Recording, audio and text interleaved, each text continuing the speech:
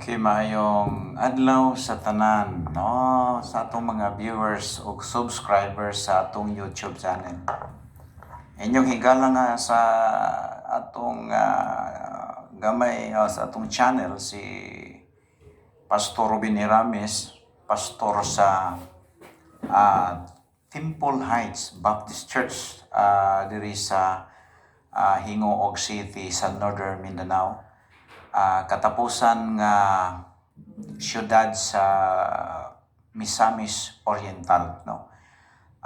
Magiguban kaninyo sulod sa pipila ka mga minuto o sa kaoras nga magkuyog ta niining ato ang panaga hisgutan ay mahitungod sa mga butang nga espirituhanon, mga higala, no? O nga shout out nato ang atong mga viewers sa YouTube channel nato, especially sa mga ginikanan sa mga kabataan nga sa mga barakya, no? Barakya family, sa mga ginikanan sa atong student nga nag-subscribe sa to ang YouTube channel. Sa akong mga higala pod sa mga pastor sa Cagayan de Oro, sa Taguluan, bisan pa ni Pastor Tim Kang, uban pa nilang Pastor Rupiniano Lindungan, no? Diha sa Cagayan de Oro silang Pastor Renin Candia, o nga sa tanan akong mga amigong pastor sa bisan pa sa Tagitik, no? Pastor Francis Bisina sa iyang pag-subscribe usab sa to ang YouTube channel. Bisan pa ni Pastor Art Salagusti sa Kanituan, Cagayan de Oro. Maayong pagpaminaw ug maayong panag-uban kanato ni mga orasa. So sa tanan ako nga mga pastors nga mga kaila, especially ni Pastor ni Pastor Art Salagusti, Pastor GC Gaila, no? Sa mga pastors dia, Pastor Orlando Marasigan sa Timuga, no? Timuga kag Iligan City, no? Sa atong mga kapastoran, especially sa akong amigong pastor, akong isuon si Pastor Efrain Ramis sa Santa Filomena, Iligan City, no? Okay, shout out na to sila nining atong panag-uban mahitungod sa ato ang discussion nga mag-isguta atong minabay na atong panag-uban, atong gisgutan ang biblical history sa nahitabo nga pagtukod ni Kristo sa church, no? Sa i-clarify nato ni nga sa Old Testament dili ka kabasag church kanang simbahan, no? Ang mabasa nato sa Old Testament temple, una is tabernakulo. Kung imong idig ang study sa una, ang gitawag nato ang una is altar, panahon ni Abil, no? Panahon ni Abil o ni Cain. So after nga ang tao nahagbong sa pagpakasala, ang gisugo sa Dios nila is nag-build up sila altar, no? Hangtod na nilang Abraham, hangtod pag-abot ni Moses, ni Aaron, so na sila tabernakulo, no? Tabernakulo. Then pag-abot na ni David, ni King Solomon, sa mga king sa Israel, so temple na ang ilahang gitukod, no? Dito na mag-offer silang mga mananap dito na sa temple. Pero kung imo makita, no, ang mga patriarka nag-offer sila dito sa altar lang. So pag-abot sa New Testament era, muna nga ito makita karon nga church na ang gitukod ni Kristo. Kay ang tabernakulo o ang temple kaniadto is preparatory sa original na tukuro ni Kristo o buhaton ni Kristo, mao ang church, no? Ang church is established by Christ, no? Walay lain nga naghimo ana sa una og term nga church, only Jesus Christ. Sa pag-abot ni Jesus Christ sa Jerusalem, makita nga doon na nay Pharisees, Sadducees, scribe, no? O nga kung imo makita si Kristo nagamit Peter, upon this rock I will build my church, no? So muna nga doon ay mga mislead nga mga panghuna-huna sa uban nga mga preacher, especially sa mga wa gid nakaadto og Bible college nya nagpastor. So naguna-una sila nga ang church natukod pa panahon sa Old Testament era. Ingon pa niya nga ang church kuno mo'y gitagaan sa napulo ka sugo. So that is lie. That is false teaching. Kay ngano sa Old Testament dili ka makabasa diha og pulong church, no, di ba? So doon ay mga tao nga naguna-una, nag-imbento silang ilaha aron lang gyud taon sa ilahang pag unsay maabot silang pangunahuna, mauray ilang gina pakaom ang Biblia. Pero kung imong tan-awon sa Bible interpretation, sa hermeneutics, dili ka kabasa diha sa Biblia o church sa Old Testament. Nay usa ka bersikulong mabasa nato diha during the time sa pagwali ni Stephen sa Acts 7, pero dili na siya realidad kay ang gikuha sa context diha ang congregation. Ang congregation, pero dili na church. Buti pasabot ang church niya is ang essence lang gikuha ni Stephen diha ang congregation, ang gitawag assembly or kanang panagtapo. Pero wala na nagpasabot nga na-establish ang church sa Old Testament tungod kay sa Old Testament wala ka kabasa nga na ay baptism dito og Lord's Supper. No, wala ka. Di ka kabasa. Ang gitagaan lang anang baptism og Lord's Supper ang church lang sa New Testament era. No, sa Old Testament dili ka kabasa nga na ay nag Lord's Supper og baptism. So, ang ilhana nato nga ang church na tukod sa New Testament era tungod kay dunay mga practices sa New Testament era nga wala gina-practice sa Old Testament, sama sa baptism, sama sa Lord's Supper. So, ang gitagaan lang ana og katungod sa pagselebrar o ordinansa mao ang church. Now, kung maingon ta nga ang church gitukod sa panahon pa sa Old Testament, so apila naman na kay magtutukod na di man po na mabasa na nga si Moises mo'y gitagaan o katungod sa pagtukod og iglesia. So di man na mabasa na. So si Moises gitagaan sa napulo ka sugo. Lahi man tong cases ni Moses kaysa church age. Okay? So ato nang i-setolon tungod kay ang church gitukod na ni Kristo ug walay laing nabasa nato sa Bible nga nagsulti mahitungod sa pagtukod sa iglesia. Walay lain si Jesus Christ lang. Dili si Moises. Wala mingon si Moises nga I will build my church. Di ba? Doon ay mga tao karon nga nagwali nga mingon sila nga ang si Moises mo'y gitagaan og katungod mao'y panahon kuno nga gitukod ang church panahon ni Moses. That is wrong.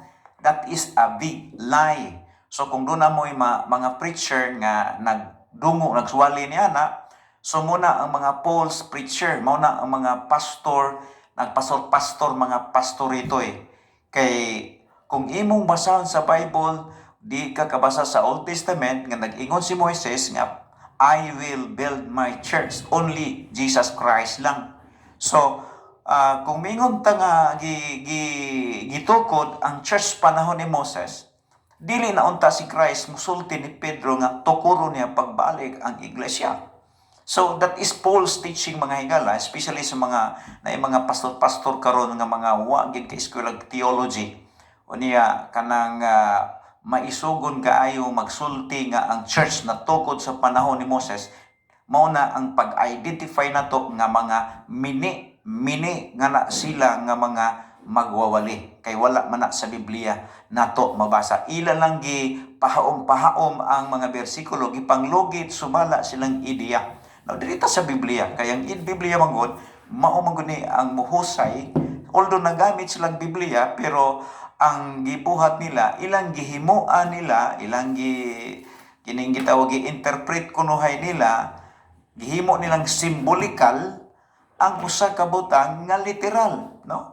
Ang church literal na nga church. Dili na imo nang isimbolikal, no? Especially sa mga pastor nga wa gyud sabot sa Biblia, wala naka-eskwela o kining hermeneutics o Bible interpretation. So daghan kaayo mag-come up nilang mga ideya o nga puro tanghaga ang mulusot mga higala. Nga mao nang matud pa gani ni Apostol Pablo nga likayan nimo si Himeneos Pilitos kay kini si Himeneos Pilitos mao na ang mga preachers sa panahon ni Pablo nga nagtudlog sayo o sa aturong panahon dunay daghan nga mga preacher especially sa mga baptist na mga baptist nga pastors nga wa gyud naka-eskwela Bible College mo nang mag-invento sila, mag-allegorate sila, allegoration kita sa allegoration, no? Allegoration ka ng literal gihi interpret og symbolical. So allegoration kana, that is out of context kay wa na sa Bible interpretation. So kung doon na mo'y madunggan nga mga pastor nga ang literal gihimo nilang symbolical, mao na ang mga pastor nga wala naka-eskwelag hermeneutics. Now, arita sa gitawag nato mga higala o church, no? Ang church dili nimo mabasa sa Old Testament.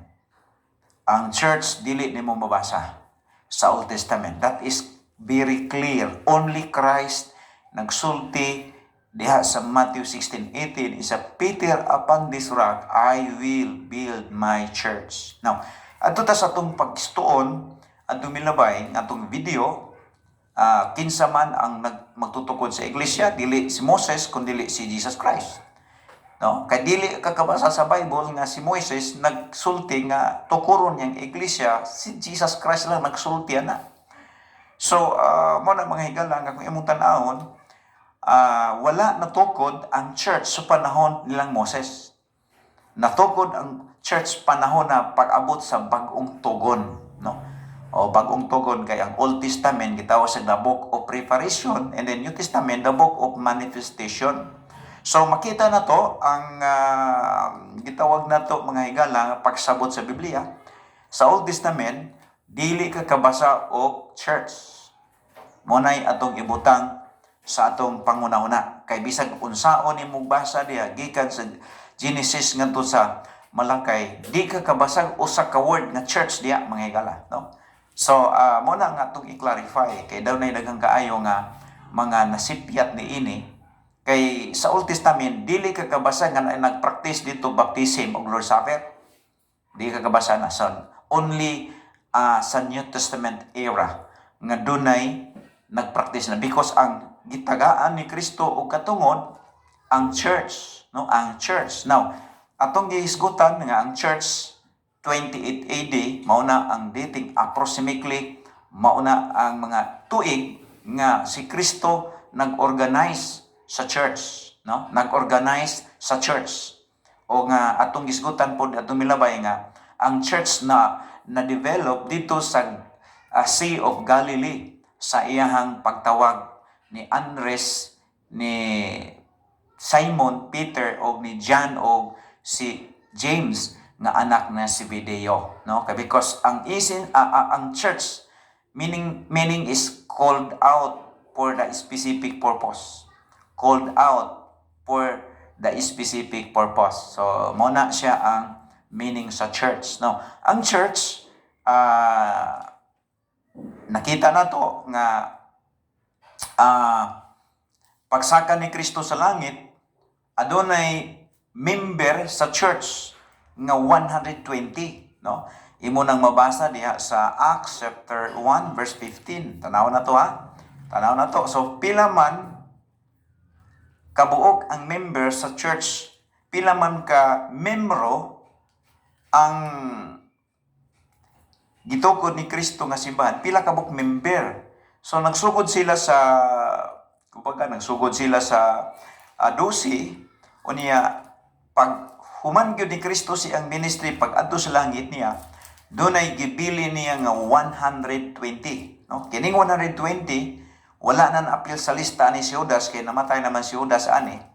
Pero kining 120 yung mabasa sa Acts 1 verse 15 ato basawan na para clear up kay nato nga ang church nag-exist panahon nga diri si Kristo.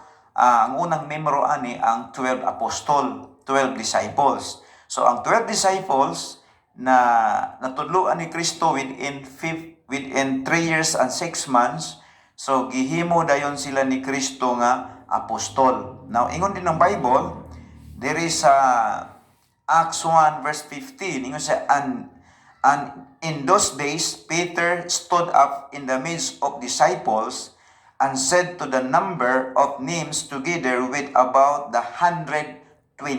No? Pilay gani ang mga tao nga tumutuo sa Dios, nga nagsunod ni Jesus Christ, mga tinun-an sila ni Christ, mga tinun-an sila sa mga apostol, 120. Pagsaka ni Kristo dito sa langit. Sa panahon di ay nga si Kristo gilansang sa cross, doon na may magtutuo nga 120. Ani nga time. Kay mao ni ang panahon nga si Christ adto sa langit siya. So si Pedro may barog taliwala sa mga disciple o kauban sa mga magtutuo nga miabot nag 120. So pagsaka ni Christ, pila gani ang member ani? 120 ang member sa church nga gitukod ni Kristo, o dita magduda nga ang pangalan ani Baptist, kay si Kristo mismo nagpabautismo man dito ni John the Baptist.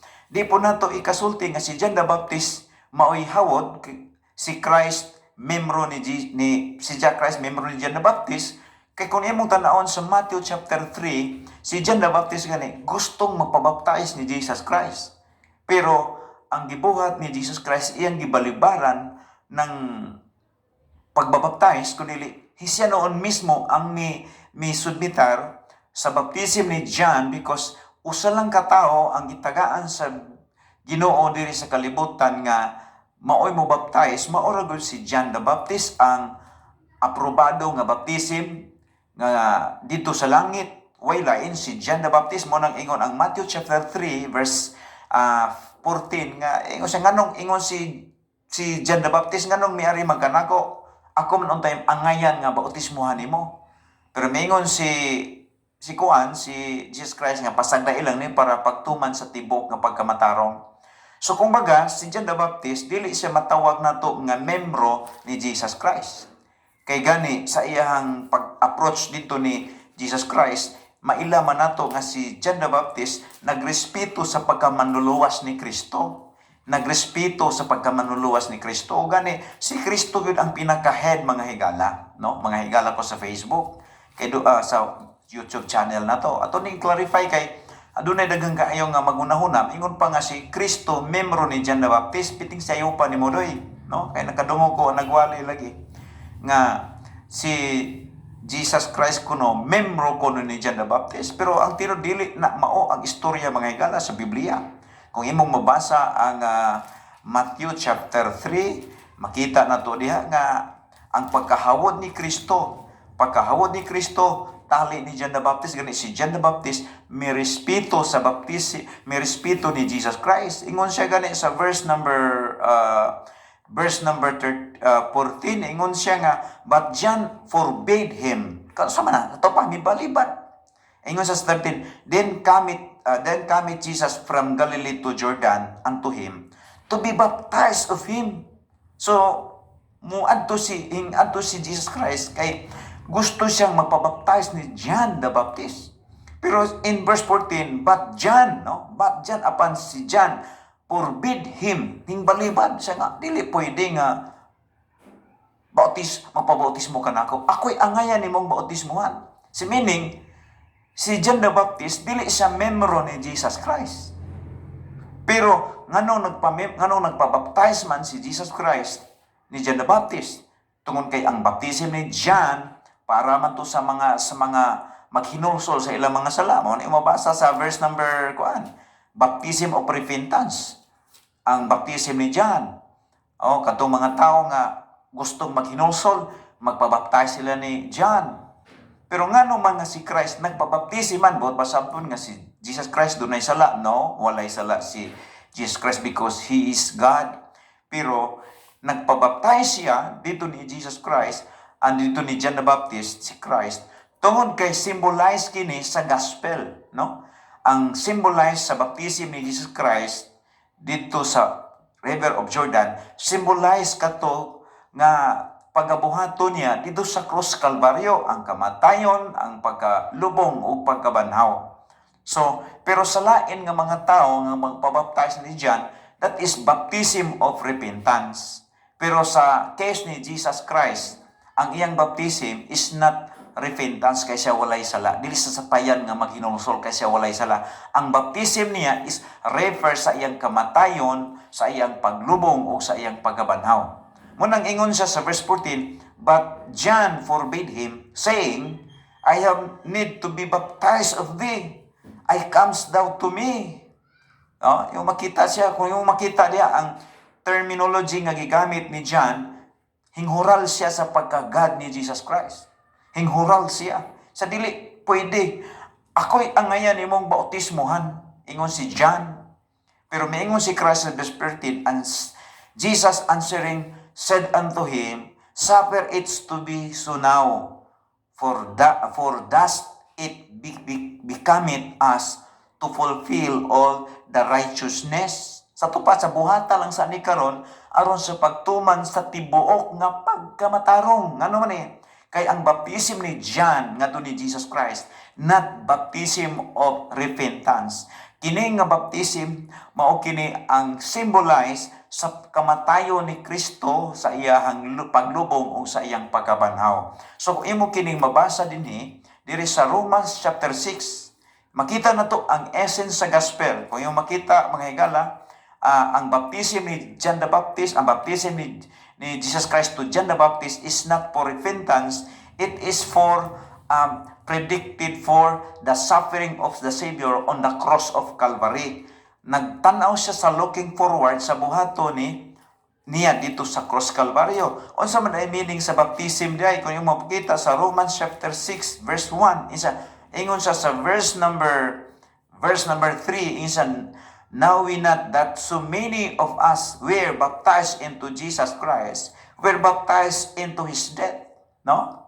So, ang baptism na gibuhat ni Christ dito sa Jordan River, not for repentance, kay wala man siya sala.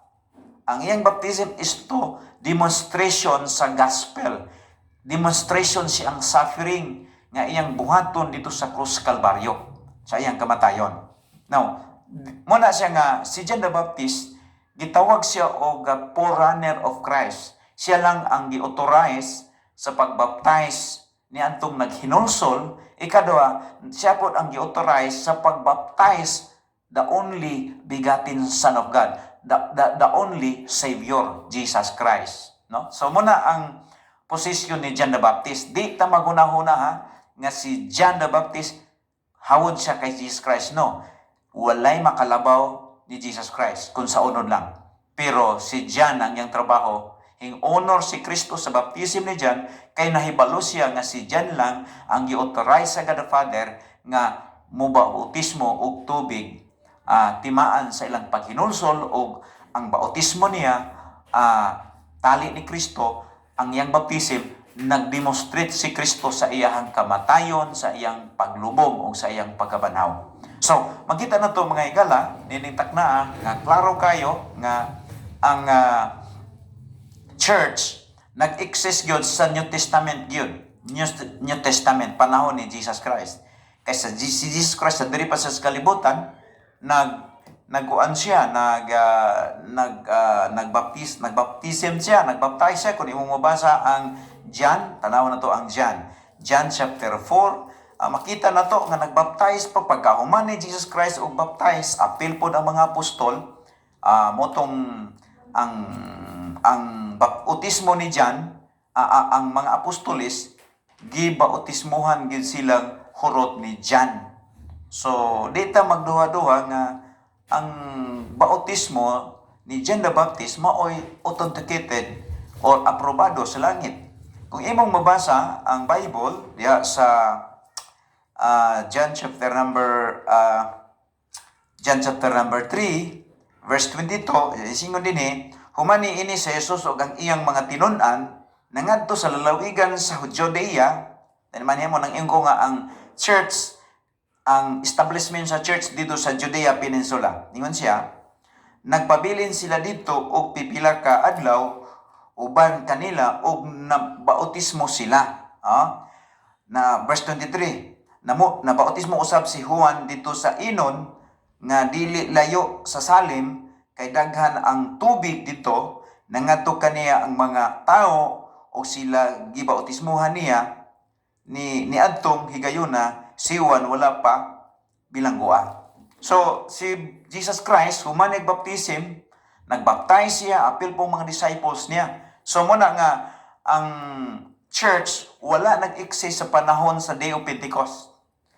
Ang church nag-exist panahon nga si Kristo diri sa kalibutan, diri siya nagsugod na develop ang church sa Sea of Galilee, unya nagpadayon kini, unya mo tong mga higala kung imong mabasa ang Bible, 120 kabog believers ang member sa church nga gitukod ni Kristo.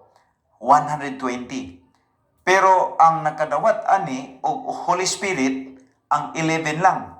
Ang 11 lang human nga si Kristo na banhaw gikan sa mga patay. Kung imong mabasa ang John chapter number 20 in verse number 22. Tanaw na to ang Bible, ha?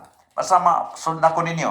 Ingon ang Bible sa verse 22, ingon diri ang Bible, ingon siya sa 22, gisulti niya kini ug unya gihoy pa niya sila ug giingnan dawatan ninyo ang Espiritu Santo. Sa verse number 20, 22. So mo ni ang pagpakita ni Kristo sa panahon nga nagtigom ang mga apostoles, mga tinun-an niya, katong 11 nga mga disciples niya, nagtapok, hingkalit siyang tunga aning higayuna. O motong gitagaan sila og Espiritu sa Ginoo, Holy Spirit during the time. So pagsaka sa langit ni Kristo, ang 109 mao'y wala kadawat sa Holy Spirit. Moto sa Day of Pentecost, ang 109 mao'y gitagaan og Holy Spirit. So katong 11 wala to taga, kina naman to sila Holy Spirit. So muna ang dagan sa istorya sa church mga higala, nga ang church karon, ang ilhanan sa church nga iya si Ginoo adunay Espiritu sa Dios. Munang ingon ang Romans chapter number 8, mabasa nato kini nga nagsulti diha nga sa Roma kapitulo 8 bersikulo 14 ngadto sa 16, makita nato diha suglo to sa 9, ingon ang Bible sa Romans 8 verse 9, ingon ang Bible diri ang wala na kamo na kinabuhi nga minanduan sa tawhanong kinaiya, kundili sa Espiritu kung tinuod man o galing, nga ang Espiritu sa Dios anaa kaninyo. Kadtong walay Espiritu ni Kristo, dili yan ni Kristo. So ang ilhanan sa church karon nga gitukod ni Kristo o gitawag ni og mga tao nga dunay Espiritu Santo sa ilang kinabuhi. No, i-clarify nato ni ang church nga gitukod ni Kristo, mga tao kini nga dunay espiritu nakapanagyan Espiritu Santo. Iklaro tana. Dunay Espiritu Santo sa ilahang mga kinabuhi. No, makita nato na kaya ang unang nakadawat sa Espiritu Santo ang 11 disciples. Unya sunod ang 109 nakadawat silang Espiritu Santo gihapon sa the book of Acts chapter 2. No? So ang church nga gitukod ni Kristo, gipangpuy-an sila sa Espiritu Santo. Munang giklaro diya sa Romans 8 verse 14, ingon diha nga kadtong gidumalahan sa Espiritu Santo mga anak sa Dios. Giklaro na diha, ano? So ang church, ang ilhanan sa church dili nang dagkog building. Ang ilhanan sa church mga tao ni sila nga dunay Espiritu Santo sa ilang kinabuhi. Muna atong basaw na. Ingon diri ang pulong sa Dios sa Romans 8 verse number 14. Insya, for as many as are led by the Spirit of God, they are the son of God. No? Kato di ang gigiyan sa Espiritu Santo, mga anak sila sa Dios, ug ang mga tao kaniadto nakadawat silang Espiritu Santo. Motong gitawag sila, giangkon sila mga anak sa Dios. So ang church nga gitukod ni Kristo, gitagaan niya og Espiritu Santo. Munang ang Ephesians 1 verse 13, klaro kayo nga ang tao nga modawat ni Ginoong Kristo sugod dito sa Day of Pentecost ug hangtod sa ato kapanahonan karon, basta modawat siya sa iyahang sa pagkamanuluwas ni Kristo ug ang kuno niya sulod siyang kasing-kasing nga si Kristo maoy iyang manuluwas. Ang Biblia nagasulti nga tagaan siya Espiritu Santo matud pa sa Ephesians 1:13, in whom ye also trusted after that ye heard the word of truth, the gospel of your salvation, in whom also after that ye believe, ye are sealed with the Holy Spirit of promise. So baga kung imong tanahon, ang ilhanan di ay sa church nga gitugod ni Kristo, church nga iya ni Kristo, dili kay dagkog building, dili kay nindot og building, kundi dunay espiritu sa Ginoo sa ilahang mga kasing-kasing. No? So, muna ang atong nakita din.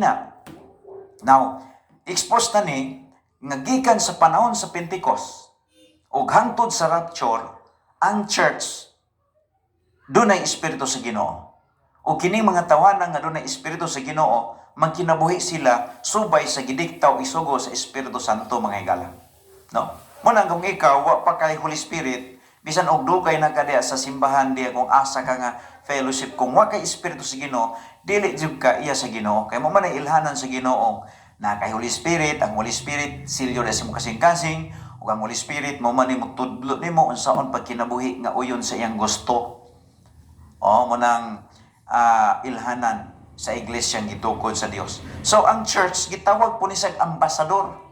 Kay ang church called out for the specific purpose. Munang ang church nga iya sa Dios, nagsulwining ang pastor nga naa diha kauban sa mga membro, at the same time nagsupport og missionary. Nagsupport og missionary. Kay kung imong tan-aw ng Acts 1:8, both man gina ang word nga both dungan, Judea, Samaria, and uttermost part of the earth. Muna nga ang church nga iya sa Dios, not only nga ang pastor nag-evangelize sa iyang lugar, mga member nagkuyog sa iyang evangelization, but also they was support the missionary, no, sa lain-lain nga mga lugar nga diin nagapangabudlay sa buluhaton sa Dios. So ang church nga iya sa Dios, pero church nga iya sa tao, iya na why support mission, unya iya patambok siya kaugalingon, padato siya kaugalingon, wala dili na iya sa Dios nga iglesia. Kaya ang church di ay nga iya sa Dios, gitukod sa 28 AD, kini sila kung imong tanawon ang kinabuhi sa mga apostoles, mga mahigugmaon sila sa maayong balita ug nagkinabuhi sa maayong balita. Now, naa sila mga mission work, naa sila pagsuporta bisan sa Macedonia. Kung makita, grabe ang Macedonian church, nagsupport ni Apostol Pablo taliwala sa ilang kalisod. In-support po sila sa Jerusalem church. Nga dunay time, nga dunay gutom sa Jerusalem. So, ang church nga iya sa Ginoo nag-support og missionary, nagtinabangay. Nga naman, because church is the body of Christ. No? Ang church, itawag ni og lawas ni Kristo. Giklaro ni diri sa verse number sa Ephesians 1. Tanaw gani Ephesians 1. Okay, Ephesians 1 verse number mga higala. Verse number 22, 23, okay, Ephesians 1 verse number 23. Ingon ang Bible. Sugdo na to sa verse 22. And hath put all things under his feet, and give him to be the head over all things to the church. Ingon siya, which is the body, ang church is the body, the fullness of him that filleth all in all. So, ang church body of Christ na. Kung may body of Christ ang church, it means grupo sa mga tao nga ang ilang manluwas mao ang Ginoo. So, si Kristo ang ulo o ang iglesia mao ang tigpatuman sa balaod nga gibuhat sa atong Ginoo nga mao ang ulo sa iglesia. Ang iglesia walay katungod sa paghimo sa balaod, kundi ang buhaton sa iglesia mao ang pagpatuman sa balaod nga gihatag o gisugo sa ulo nga mao si Kristo. Muna ang Biblia, mao man ang pulong ni Kristo, mao ni ang balaod ni Kristo, muna nga ang church mao'y mukupot ni ini, mao'y magkinabuhi ni ini, mao'y magpractice ni ini, mao'y mubuhat og evangelization. Kay ang pag-evangelize gihatag lang gid ni diha sa iglesia nga si Kristo ang magtutukod. No, wa na gilain. Unya kung imo makita ang iglesia, gisulti na diha nga ang kauyonan dinhi dito sa yuta, kauyonan dito sa langit. Ang dili kauyonan diri kung imo basa ang Acts, ang Matthew 16:18 to 19, ingon si Christ nga ang dili ninyo mauyonan dinhi. Dili mauyonan to sa langit. But yung sabot nga naman tungod kay ang lawas ni Kristo ang pundok sa mga luwas. Kung magkahiusa sila sa unsa ilang gikahiusahan alang sa buluton sa Ginoo, aprobahan na dito sa langit mga higala. Ingon ana ka powerful ang grupo sa mga believers. Ang pundok sa mga taong gipuy-an sa Espiritu sa Dios. Muna nga sa church mga higala o mga igsuon ko diri sa YouTube channel. Kung ang church iya sa Ginoo adunay tibuok nga panaghiusa. Ang church dili mo uyon og sala. Ang church mo disfellowship sa mga member nga naghatag og kadaot sa pundok sa mga luwas. Muna ka higpit mga higala. Kay si Pablo mingon siya nga papahawa na sa inyong pundok ang nagbuhat og immoralidad. So muna ang church mga higala nga gitukod ni Kristo. Now karon ingon si Kristo nga kinahanglan gyud nga ako mobiya diri.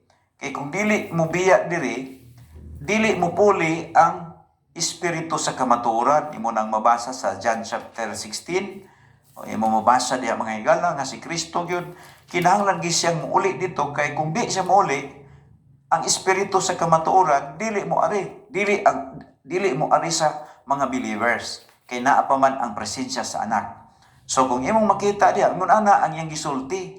Ingon siya sa verse number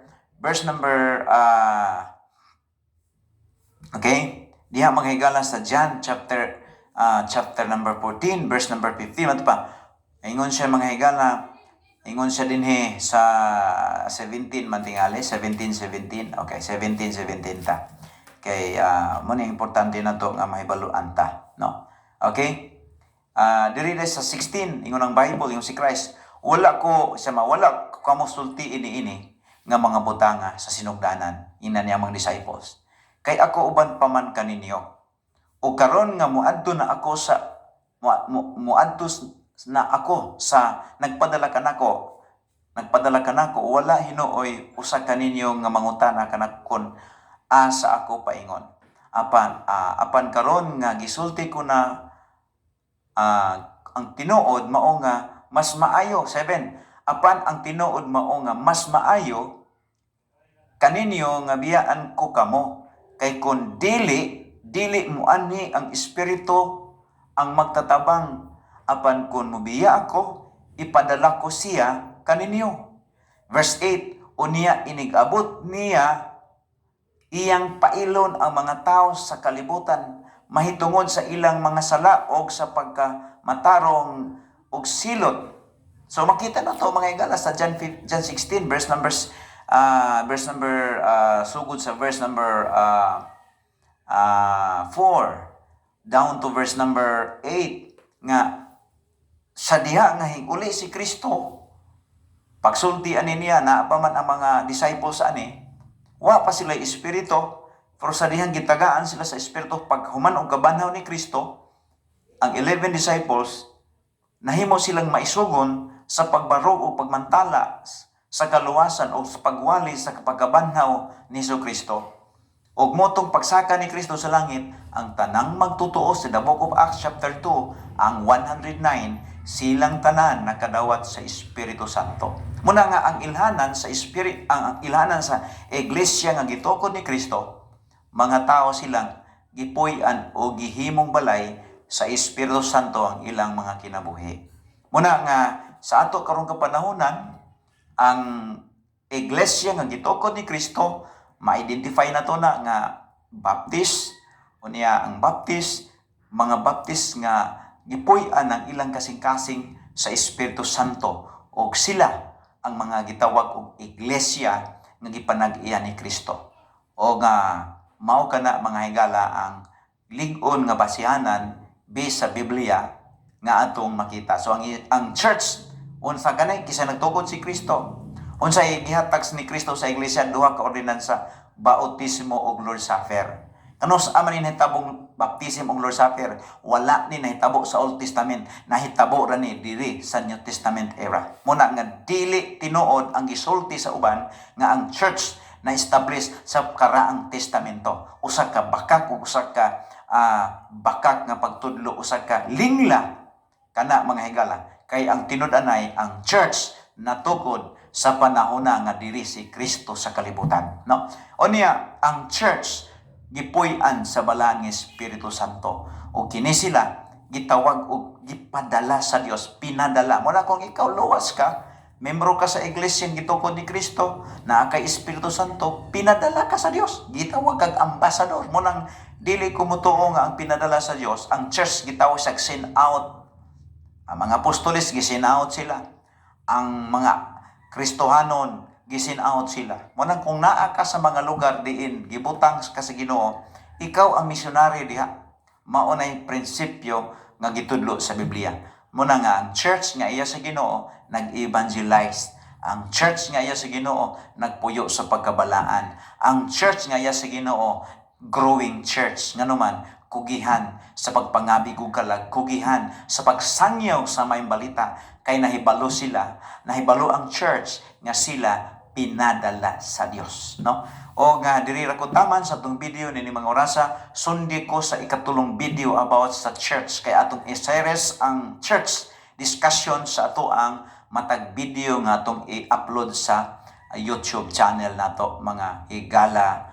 O mag-amputa amahan, salamat sa imong pulong, among talakay, among gitun-an, among istadihan o Dios. Ikaw magapanalangin ini, gibutang na ko ni sa gamhanan nimo nga kamot o Lord.